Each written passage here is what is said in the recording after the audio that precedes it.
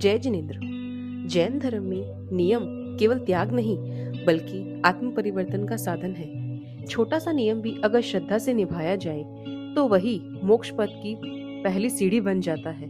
तो चलिए आज इसी नियम पे हम सुनाते हैं आपको एक छोटी सी कहानी, एक मुट्ठी चावल का नियम। प्राचीन काल में उज्जैनी नगरी में धनपाल सेठ रहते थे।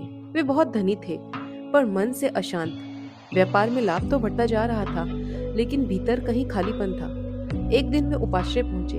आचार्य श्री का प्रवचन चल रहा था। जो मनुष्य अपनी इच्छाओं पर नियम लगाता है वही वास्तव में समृद्ध होता है।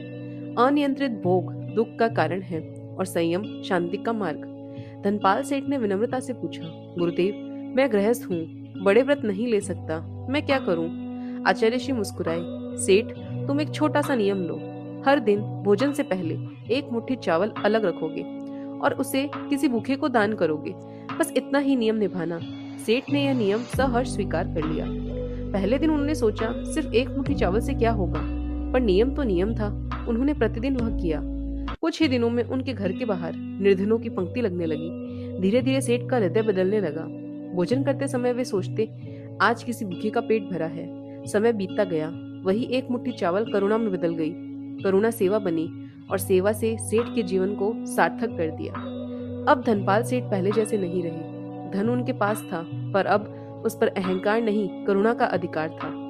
एक दिन आचार्य श्री ने कहा, देखा सेठ, नियम छोटा था पर परिणाम विशाल। नियम ने तुम्हारे हाथ नहीं, तुम्हारा हृदय बदल दिया।